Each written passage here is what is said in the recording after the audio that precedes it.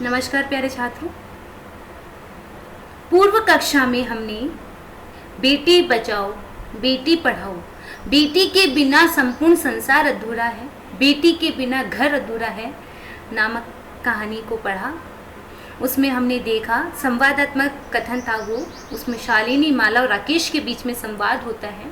उसमें हमने देखा, हमने इसमें जाना कि महिला या कन्या भ्रूण हत्या जैसे जघन्य अपराध को करने से हमें बचना चाहिए, क्योंकि बेटी कहीं भी किसी भी क्षेत्र में पीछे नहीं है। चाहे वो राजनीति क्षेत्र हो, चाहे वो विज्ञान का क्षेत्र हो, चाहे वो युद्ध क्षेत्र हो, कोई सा भी क्षेत्र रहा हो। रानी लक्ष्मीबाई, साइना, द्रौपदी, गार्गी, मैत्री जैसी वैदिक काल की विदुषियां भी पाई जाती हैं। यानी स्त्रियों ने कहीं पर भी अपना कदम पीछे नहीं हटाया है। तो फिर क्यों महिलाओं को गर्भ में ही समाप्त कर दिया जाता है? आप गार्गी, मैत्री, द्रौपदी, इनको सबने नहीं देखा, लेकिन आप न्यूज़पेपर तो पढ़ते हैं, शैक्षिक समाचार तो पढ़ते हैं। उनमें आप देखते हैं कि 10th क्लास हो चाहे 12th क्लास हो, टॉपर कौन कर रही हैं? गर्ल्स कर रही हैं। तो फिर क्यों गर्ल्स को मारा जा रहा है? क्यों मारा जा रहा है? सिर्फ एक पुत्र की चाह में पुत्री को मार देना ये गलत बात है। हम आज पढ़ चुके हैं, 8th क्लास में आ गए हैं, यानी हमारा स्टैंडर्ड हो चुका है, हम 10-15 साल के हो चुके हैं। तो इतने तो हमें जागरूक होना चाहिए कि यदि हमें कहीं पर भी कन्या भ्रूण जैसे जघन्य अपराध को करता हुआ कोई भी व्यक्ति मिले तो उसे हम सही राह पर लेकर जाएं, हम उसका विरोध करें, हम ऐसे कार्य को करने से रोकें। ठीक है, चलिए आज हम अपना चैप्टर पढ़ते हैं। और हमारे जो भारत सरकार की घोषणा है बेटी बचाओ बेटी पढ़ाओ, उस निर्णय को भी हमें मानकर चलना है, हमें सरकार का साथ देना है, हमें सरकार की घोषणाओं को साथ में लेकर चलना है। और जो लोग इन घोषणाओं से अपरिचित हैं, जो इन घोषणाओं को नहीं जानते हैं, नहीं समझते हैं, उन लोगों को भी इस घोषणा के बारे में, उन जो सरकार की नीति है उसके बारे में समझाना है, बताना है कि बेटी किसी भी क्षेत्र में पीछे नहीं है। तो बेटी को मार देना जैसा जघन्य अपराध करना हमें रोकना चाहिए। या जो भी हमें आसपास में कोई भी ऐसे हॉस्पिटल वगैरह दिखे जहाँ पे लिंग जांच होता हो, मतलब जो गर्भ में भी बच्चा होता है, लिंग भ्रूण जांच बोलते हैं उसे, तो उसको रोकना चाहिए। और ज़्यादा से ज़्यादा हमें जागरूक और सतर्क रहना चाहिए। चलिए आज हम अपनी कक्षा 7th पाठ को प्रारंभ करते हैं। भारत जनता अहम, भारत की जनता मैं। प्रस्तुत कविता आधुनिक कवि कुल शिरोमणि डॉक्टर रमाकांत शुक्ल द्वारा रचित काव्य भारत जनता अहम से साभार उद्गृत है। इस कविता में कवि भारतीय जनता के सरोकारों, विविध कौशलों, विविध रुचियों आदि का उल्लेख करते हुए बताते हैं कि भारतीय जनता की क्या क्या विशेषताएं हैं। यानी रमाकांत जो शुक्ल हैं वह भारत की जनता की विशेषताएं बता रहे हैं कि भारत की जनता अनेक प्रकार के कौशलों में परिपूर्ण है, भारत की जनता अनेक प्रकार की रुचियां रखती है, भारत की जनता अनेक सरोकारों रूपी जीवन को यापन करती है। भारत की जनता किसी भी क्षेत्र में पीछे नहीं है। भारत की जनता को क्या क्या पसंद है, ये भारत की जनता अपनी क्या क्या विशेषताएं रखती है, उन सब का वर्णन प्रस्तुत कविता में किया गया है। चलिए आगे। अभिमान धना विनियोपेता शालीना भारत जनता अहम, कुशीलात अपि कठिना कुसुमात अपि सुकुमारा भारत जनता अहम। अभिमान, अभिमान रूपी धन यानी स्वाभिमानी। विनय उपेता, विनय से संपन्न यानी विनम्रशाली, शालीन भारत की जनता अहम यानी मैं। कुशीलात, वज्र होता है, खतियार होता है, बहुत नुकीला होता है ना, वज्रात या कुशीलात अपि इसके 2 टुकड़े हुए, कुशीलात प्लस अपि, संधि विच्छेद जिसे बोलेंगे कुशीलात प्लस अपि, जशत्व संधि से त को द बना देंगे तो इसके जो संधि विच्छेद होंगे वो होंगे कुशीलात प्लस अपि। कठिना यानी वज्र से भी ज्यादा कठिन, क्योंकि वज्र बहुत ही नुकीला हथियार होता है, उससे भी ज्यादा कठिन। कुसुमातपि कोमल से भी ज्यादा सुकुमार यानी बड़े कोमल। भारत जनता अहम, भारत की जनता मैं। तो प्रथम पंक्ति का अर्थ होगा मैं भारत की जनता अभिमान रूपी धन और विनम्रता से परिपूर्ण तथा शालीन हूँ। कुशिलात अपि यानी वज्र से भी कठिन तथा फूलों से भी ज्यादा सुकोमल भारत की जनता हूँ। अभिमान रूपी धन तथा विनम्रशाली तथा शालीन या विनम्रता से परिपूर्ण शालीन मैं भारत की जनता हूँ। कुशिलात अपि कठिना अर्थात वज्र से भी ज्यादा कठिन तथा कोमल से भी पुष्पों से भी ज्यादा सुकोमल भारत की जनता हूँ। आवश्यकता पड़ने पर मैं क्या हूँ, वज्र से भी ज्यादा कठोर हूँ और मुझसे प्यार करो तो मैं फूलों से भी ज्यादा कोमल, फूलों से भी ज्यादा निर्मल हूँ। मैं भारत की जनता स्वाभिमानी भी हूँ तो वहीं बहुत विनम्र भी हूँ, तो वहीं शालीन भी हूँ, और आवश्यकता पड़ने पर वज्र से भी ज्यादा कठोर और प्यार करने पर मैं फूलों से भी ज्यादा कोमल हूँ। ठीक है, ये भारत की जनता की विशेषताएं हैं। नेक्स्ट, निवसामि समस्त संसारे, निवसामि यानी निवास करता हूँ, समस्ते संसार यानी समस्त संसार में, मन्ये यानी मानता हूँ, च यानी और, कुटुंबम यानी परिवार, वसुंधराम यानी पृथ्वी को, श्रेय यानी प्रिय यानी प्रिय, श्रेय यानी कल्याणकारी, च यानी और, चिनोमी यानी चुनता हूँ, उभयम यानी दोनों को, सुविवेका यानी सुविवेक, सुबुद्धि, भारत जनता अहम यानी भारत की जनता मैं। समस्त संसार में निवास करती हूँ, समस्ते संसारे निवसामि, समस्त संसार में निवास करती हूँ। मन्ये च कुटुंबम वसुंधराम, संपूर्ण पृथ्वी को अपना संसार मानती हूँ, अपना परिवार मानती हूँ। वसुंधराम यानी संपूर्ण पृथ्वी को, कुटुंबम यानी परिवार, संपूर्ण पृथ्वी को अपना परिवार मानती हूँ। प्रिय यानी प्रिया, श्रेय यानी कल्याणकारी, प्रिय और कल्याणकारी, चिनोमी उभयम दोनों को, चिनोमी यानी चुनती, उभयम यानी दोनों को, प्रिय और कल्याणकारी दोनों को चुनती हूँ। सुविवेका यानी सुबुद्धि वाली, भारत जनता अहम मैं भारत की जनता हूँ। समस्त संसार में निवास करती हूँ, संपूर्ण पृथ्वी को अपना परिवार मानती हूँ, जो मुझे प्रिय होता है और जो कल्याणकारी होता है दोनों को चुनती हूँ, क्योंकि प्रायः कहा गया है जो हमें प्रिय होता है वह हमारा कल्याणकारी नहीं होता है, और जो हमारा कल्याणकारी होता है वह हमारा प्रिय नहीं होता। यथा शिक्षक, शिक्षक आपको कभी अच्छा नहीं लग सकता, क्योंकि शिक्षक आपको डांटेगा, शिक्षक आपको सही राह पे लेके जाएगा, शिक्षक आपके अनुसार नहीं, शिक्षक आपको सही नीति पर, सही रीति पर लेकर जाएगा, वह आपको पसंद नहीं होगा। आपके माता पिता आपको गलत करने से रोकेंगे टोकेंगे, आपको बड़े गंदे लगेंगे, बड़े मतलब बुरे से लगेंगे, आपको वो हितकारी नहीं लगेंगे।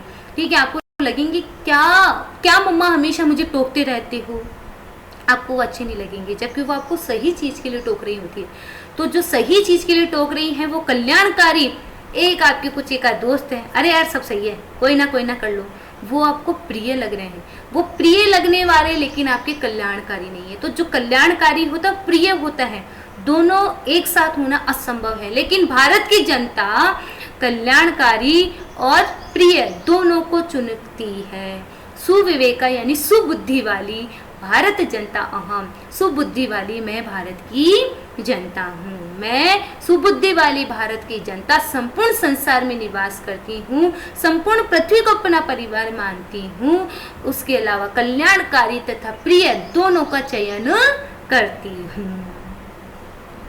थर्ड, विज्ञान धना अहम, विज्ञान धना अहम, ज्ञान धना, साहित्य कला, संगीत परा, अध्यात्म सुधा तटेनी स्नानहि, परिपुता भारत जनता अहम।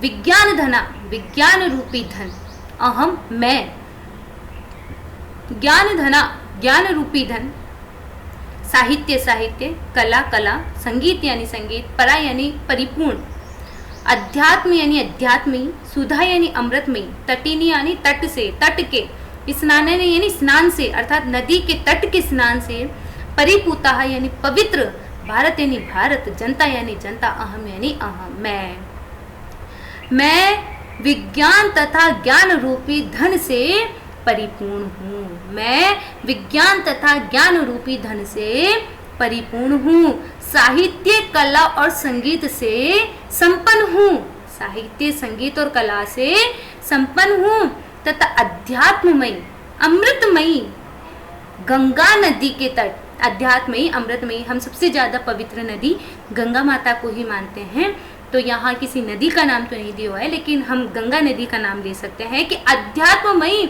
और अमृतमयी गंगा नदी के तट से स्नान की हुई, स्नान से पवित्र भारत की जनता हूँ। सबसे पवित्र नदी हम किसको मानते हैं? गंगा जी को मानते हैं, और गंगा जी में यदि हम स्नान करके आ जाते हैं तो हम अपने आप को पवित्र मानते हैं, कहते हैं कि हमारे सारे पाप धुल गए हैं। तो अध्यात्मयी और अमृतमयी गंगा नदी के तट के स्नान से पवित्र मैं भारत की जनता हूँ, विज्ञान और ज्ञान रूपी धन से संपन्न, साहित्य कला और संगीत से परिपूर्ण, तथा अध्यात्ममयी सुधामयी तथा गंगा जैसी पवित्र नदी के तटों के स्नान से पवित्र मैं भारत की जनता हूँ।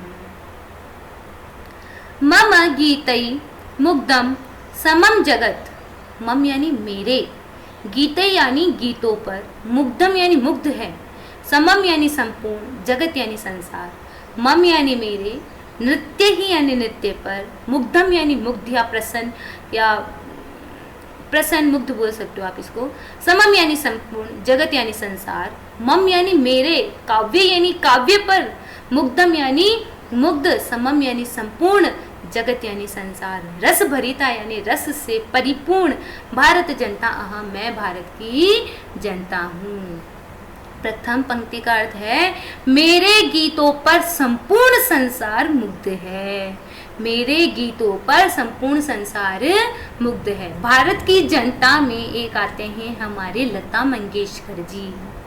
लता मंगेशकर जी की डिमांड न सिर्फ भारत में या उनकी महत्ता, उनके संगीत की जो संगीत को सुनकर जो प्रसन्नता है वह है न सिर्फ भारत में अभी तो विदेशों में भी प्रचलित है। वह सिर्फ कई ऐसा श्योरली नहीं है, बट मैंने सुना है कि विदेशों में, मतलब आप भारत को छोड़कर जो भी हमारे आसपास के पड़ोसी देश है वो लता मंगेशकर जी की डिमांड तक कर चुके हैं। तो आप समझ सकते हैं कि भारत के गीतों पर संपूर्ण संसार क्या है? मुग्ध है। मम नृत्य ही मुग्धम समम जगत, मेरे नृत्य पर संपूर्ण संसार मुग्ध है। मम काव्य ही मुग्धम समम जगत, मेरे काव्य पर संपूर्ण संसार क्या है? मुग्ध है।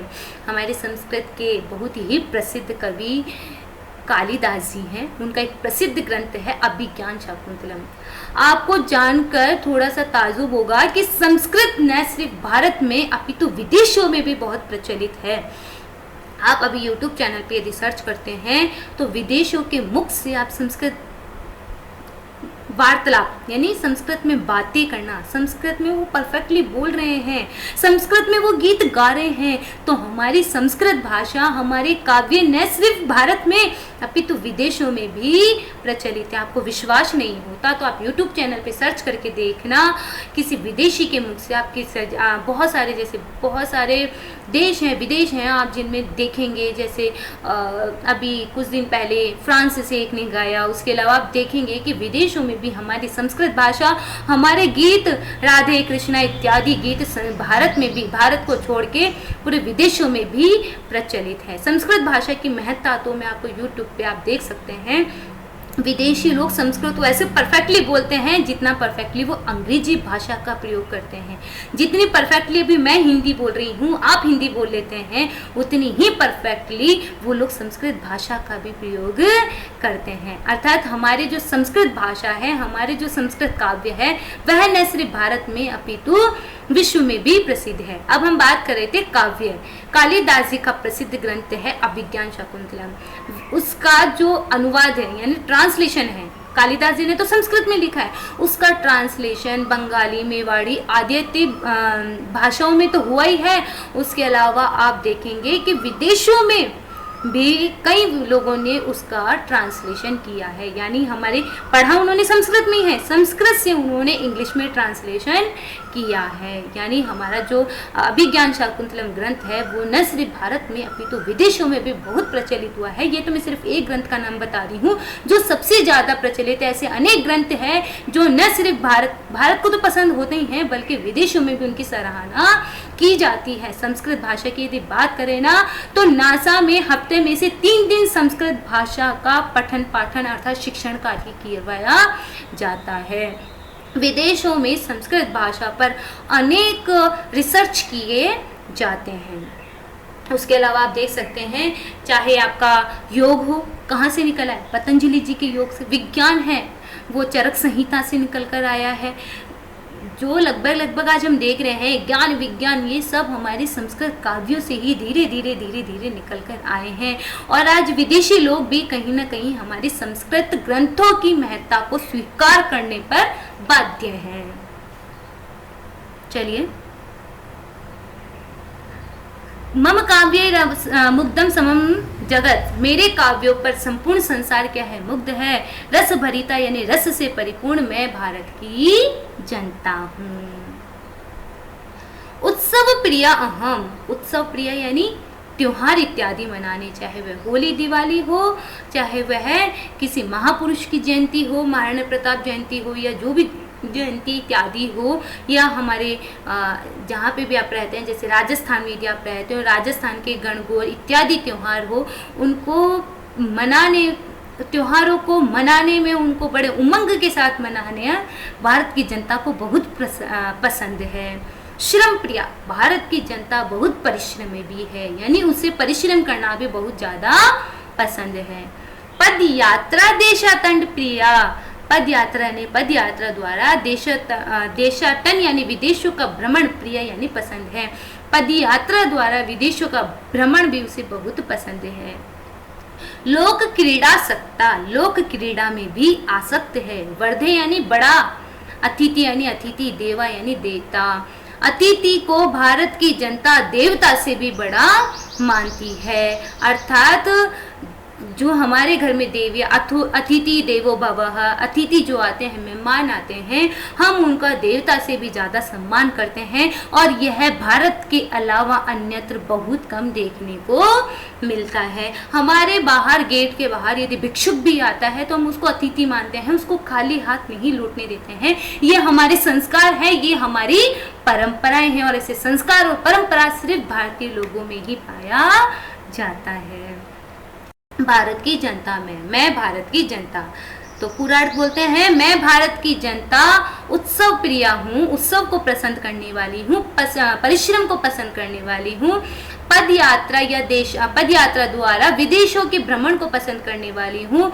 लोक क्रीड़ा में आसक्त हूँ तथा अतिथि देवो भवः जैसी भावना को स्वीकार करने वाली हूँ। मैत्री में सहजा प्रकृति अस्ति, मैत्री यानी मित्रता, में यानी मेहरी, सहजा यानी सहज, प्रकृति ही यानी स्वभाव, अस्ति यानी है, नह यानी नहीं, दुर्बलताया यानी दुर्बलता का, पर्याय यानी पर्याय, मित्र से यानी मित्र की, चक्षुषा यानी आंखों से, संसार यानी संसार को, पश्यंती यानी देखती हूँ। भारत जनता अहम, मैं भारत की जनता, मित्रता, मैं भारत की जनता, मित्रता, या यहीं से लो आप, मैत्री में सहजता प्रकृति अस्ति, मेरी मित्रता सहज स्वभाव है, मित्रता करना मेरा सहज स्वभाव है। न दुर्बलताया पर्याय, न कि दुर्बलता का पर्याय है। मित्रता करना मेरा सहज स्वभाव है, मित्रता करना मेरा सहज स्वभाव है, न कि दुर्बलता का पर्याय है। मित्र से चक्षुषा संसारम पश्यन्ति, मित्र की आंखों से संपूर्ण संसार को देख लेती हूँ, मित्र की आंखों से संपूर्ण संसार को देख लेती हूँ। भारत जनता अहम, मैं भारत की जनता, भारत की जनता की आदत है वह मित्रता, बड़ा उनकी मित्रता कर लेना सहज आदत है, दुर्बलता का पर्याय नहीं है। और मित्र की आंखों से ही वे संपूर्ण संसार को देख लेती है। देखते हैं ना हम लोग, भारतीय जो होते हैं, किसी पर भी विपत्ति आए फटाफट उसकी सहायता करने के लिए पहुंचे जाएं। आप अपनी कक्षा में देख लीजिए, आप उससे बात भी नहीं करते हैं, लेकिन आपस में किसी को कोई प्रॉब्लम आ गई तो उसके पास जाते हो, भाई तू बता दे कोई प्रॉब्लम तो नहीं है ना, बहन तुम बता दो कोई प्रॉब्लम तो नहीं है ना, मैं तुम्हारी फ्रेंड जैसी हूँ, तुम मुझे अपनी प्रॉब्लम बता सकती हो। तो यानी हम सदैव क्या रखते हैं, मित्रता का सहज भाव रखते हैं। लेकिन इसका मतलब ये नहीं है कि हम अंदर से क्या है, कमजोर है, दुर्बलता का पर्याय नहीं है। हमारा स्वभाव भी कैसा है, मित्रतापूर्ण है, सरल स्वभाव है, मृदुल स्वभाव है। और मित्र की आंखों से ही हम संपूर्ण संसार को देखने का सामर्थ्य रखते हैं। हमारे प्रसिद्ध ग्रंथों में हम भगवान श्री कृष्ण और सुदामा की मित्रता का दृश्य देखते हैं। विश्वस्मिन जगति गता अहम अस्मि। विश्वस्मिन यानी संपूर्ण, जगति यानी जगत, वैसे तो विश्व यानी भी संसार ही होता है, जगत यानी भी संसार होता है, लेकिन यहाँ पे विशेष विशेषण का प्रयोग हुआ है तो आप बोलेंगे विश्वस्मिन जगते यानी संपूर्ण संसार में, गता अहम यानी गई हुई, अहम यानी मैं, अस्मि हूँ, संपूर्ण संसार में मैं गई हुई हूँ। विश्वस्मिन जगति सदा दृश्य, संपूर्ण संसार को सदैव देखती हूँ। विश्वस्मिन जगते संपूर्ण संसार, विश्वस्मिन में यानी वैसे होता क्या है, विश्व होता है, पूरा संपूर्ण संसार होता है, जगत यानी भी संपूर्ण संसार होता है, लेकिन दोनों का एक साथ प्रयोग हुआ है, इसलिए विशेष विशेषण के रूप में यहाँ पे प्रयोग हुआ है। तो विश्वस्मिन का यहाँ पे हम अर्थ करेंगे संपूर्ण, संपूर्ण संसार में कर्म करती हूँ। जग करोमि कर्म यानी कर्म करती हूँ। कर्मण्या भारत जनता अहम, कर्मण्यवादी भारत की मैं जनता हूँ। मैं संपूर्ण संसार में गई हुई हूँ, मैं जगत के, संपूर्ण संसार के सभी दृश्यों को सदैव देखती हूँ, संपूर्ण जगत में कर्म करती हूँ और कर्मण्य से युक्त, कर्मों से युक्त मैं भारत की जनता हूँ। एक बार हम सभी का बिना कुछ बोले, मतलब संस्कृत श्लोकों को बोले, सिर्फ हिंदी अर्थ करते हैं। एक बार आप ध्यान से सुन लीजिएगा। स्वाभिमानी, विनम्रता से संपन्न, शालीन भारत की जनता, मैं भारत की जनता स्वाभिमानी, विनम्रता से पूर्ण और शालीन हूँ। वज्र से भी कठोर यानी समय आने पर वज्र से भी कठोर और वैसे पुष्पों से भी ज्यादा सुकोमल भारत की जनता हूँ। मैं संपूर्ण संसार में निवास करती हूँ, मैं संपूर्ण संसार में निवास करती हूँ तथा संपूर्ण पृथ्वी को ही अपना परिवार मानती हूँ।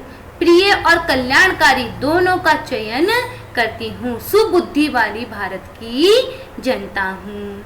विज्ञान तथा ज्ञान रूपी धन से परिपूर्ण, साहित्य तथा कला और संगीत से संपन्न हूँ। अध्यात्म रूपी अमृतमयी नदी के तट के स्नान से परिपूर्ण भारत की जनता हूँ। मेरे गीतों पर संपूर्ण संसार मुग्ध है, प्रसन्न है, आसक्त है। मेरे नृत्य पर भी संपूर्ण संसार आसक्त है, मेरे काव्यों पर भी संपूर्ण संसार मुग्ध है। रस भरिता, रस से परिपूर्ण मैं भारत की जनता हूँ। मैं उत्सव प्रिया, परिश्रम प्रिया, पद यात्रा द्वारा विदेश भ्रमण प्रिया, लोक क्रीड़ा में आसक्त तथा अतिथि देवो भवः यानी देवता अतिथि को देवों से भी बढ़कर मानने वाली भारत की जनता हूँ। मित्रता मेरा सहज स्वभाव है, मित्रता मेरा सहज स्वभाव है, किंतु वह दुर्बलता का पर्याय नहीं है। मित्र की आंखों से ही संपूर्ण संसार को देखने वाली मैं भारत की जनता हूँ। संपूर्ण संसार में गई हुई हूँ, संपूर्ण संसार में सदैव देखी जाती हूँ, संपूर्ण संसार में सदैव कर्म करती हूँ, कर्मों से युक्त मैं भारत की जनता हूँ। तो इस तरह से हमने देखा कि कैसे डॉक्टर रमाकांत शुक्ल द्वारा लिखी गई कविता भारत की जनता को हमने उनके विविध कौशलों का, उनके विविध रुचियों का और उनके विविध सराकारों का हमने वर्णन किया है। हमारी आज की कक्षा यहीं पे समाप्त होती है। धन्यवाद। उम्मीद करते हैं आपको कक्षा पसंद भी आई होगी। यदि इसमें कोई त्रुटि हो तो हमें आगे बताएं। धन्यवाद।